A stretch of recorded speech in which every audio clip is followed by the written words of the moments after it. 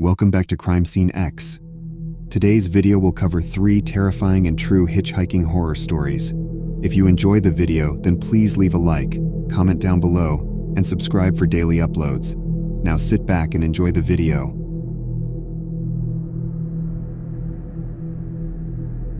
The stretch of highway was as barren and desolate as anything I'd seen on my cross-country hitchhiking adventure.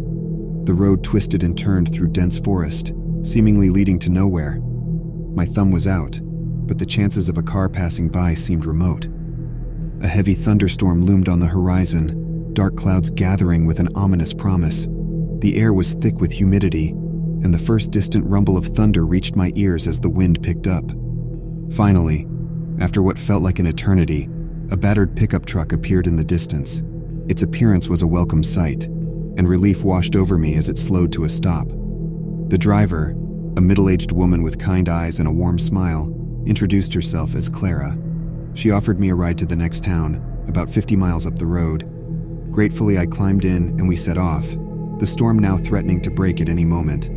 Clara and I hit it off immediately. She was a local, born and raised in the area, and she had an endless supply of stories about the region. We talked about everything from the weather to our shared love of travel. As the storm began to unleash its fury, Clara shared a chilling tale that had been passed down through generations in her community. It was the story of a notorious hitchhiker serial killer who had terrorized the area decades ago. He would pose as a stranded traveler, gain the trust of drivers, and then brutally murder them when their guard was down. The story scared me, especially considering my current circumstance, but I dismissed it as a local legend meant to scare children or deter would-be hitchhikers. As the rain lashed against the windshield and the thunder raged, Clara became more and more fixated on the tale. Her demeanor changed, and she seemed almost obsessed with the details. The friendly conversation turned dark, and I began to feel uneasy. I noticed Clara kept glancing at a large wrapped package in the back seat.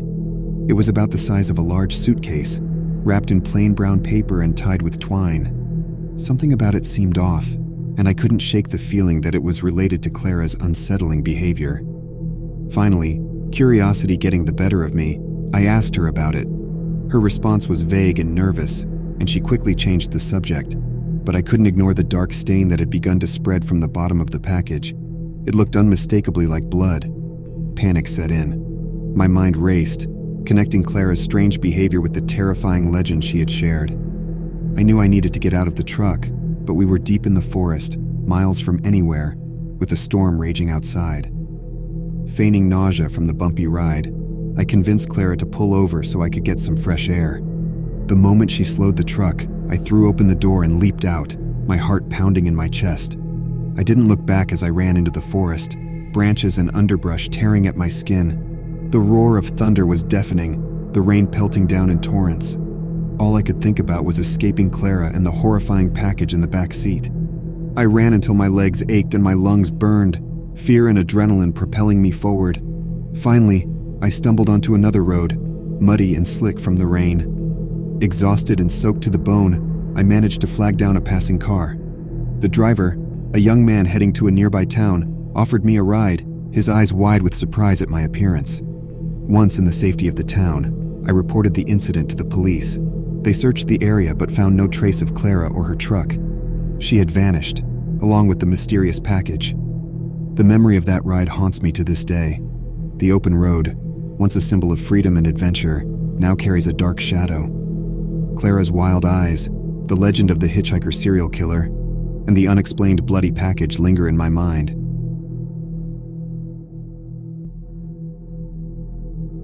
The stretch of highway was a well-traveled one, connecting a series of small towns with the bustling metropolis.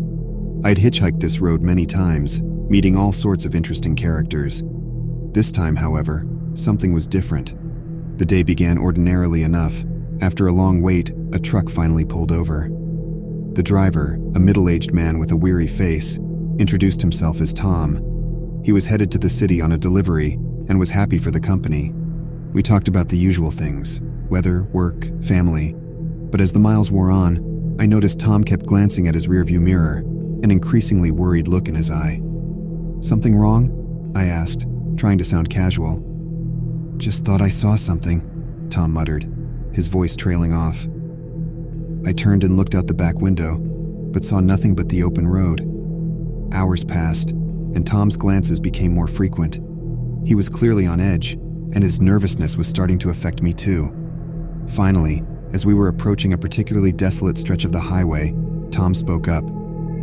"I think we're being followed," he said, his voice trembling. I looked again, and this time I saw it too. A black car, far in the distance, that seemed to have been behind us for quite some time. "It's probably nothing," I said, but even I didn't believe it. The car continued to follow us, never getting too close, but never falling too far behind. As the sun began to set, Tom pulled off the highway and into a truck stop. The black car pulled in too, parking at a distance. "We should call the police," I said, but Tom shook his head.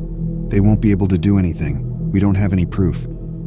We decided to keep driving, hoping to lose the car on the busy city streets. But the car stayed with us, always there, always watching. We reached the city, and Tom's delivery went smoothly. But the black car was still there, lurking in the shadows. Finally, in desperation, we went to the police. They took our statement but seemed skeptical. "It's probably just a coincidence," one of the officers said. "Maybe they're going the same way you are." But we knew it was more than that.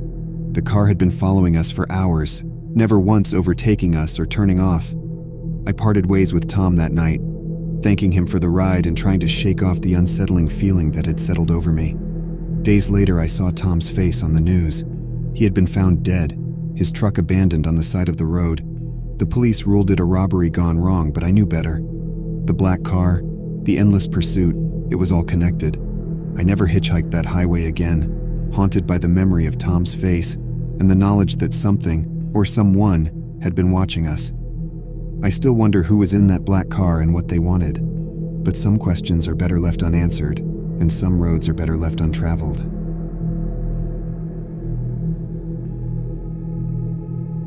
I've always loved the open road. There's something about the way it stretches out in front of you, full of possibilities. But my last road trip took a horrifying turn that has shaken me to my core. It was late, and I'd been driving for hours. The monotony of the road was starting to get to me, so when I saw a young man with a thumb outstretched by the roadside, I figured why not? It'd be nice to have some company, and he seemed harmless enough. He introduced himself as Luke, said he was traveling to see family a few towns over. We got to chatting and he seemed friendly, but as the miles went by, I noticed something off about him. His stories were inconsistent, full of holes. He claimed to be going to see his sister, but later mentioned he was an only child. He'd laugh at odd times. I tried to shake off the feeling, telling myself I was being paranoid. As night fell, the conversation turned to darker topics. Luke started to ask probing questions about my life, my family, where I lived. I evaded his questions, feeling a growing sense of unease. Finally, unable to take it any longer, I told him I needed to stop for gas and pulled into a desolate station. My plan was to call someone and have them stay on the line with me until I could safely drop Luke off. As I pumped the gas, I glanced through the window of the convenience store and caught Luke rifling through my glove compartment. My heart pounded in my chest as I saw him pull out a stack of mail, studying my address. I paid for the gas, my mind racing, and hurried back to the car, trying to act normal.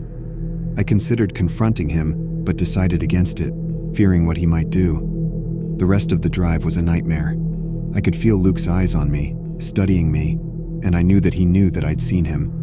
The tension was unbearable, and every mile seemed to stretch on forever. Finally, we reached his destination, and I pulled over, relief washing over me. Luke got out, but as he did, he leaned in, his eyes cold and hard. "See you soon," he said, his voice dripping with menace. I drove away as fast as I could, but his words haunted me. I reported the incident to the police and changed my locks, but I couldn't shake the feeling that Luke was still out there, watching me. The thought that I let a complete stranger into my car, into my life, messes with my mind. I can't shake the feeling that Luke's cold eyes are still watching me, waiting for the perfect moment to make good on his promise. Thanks for watching.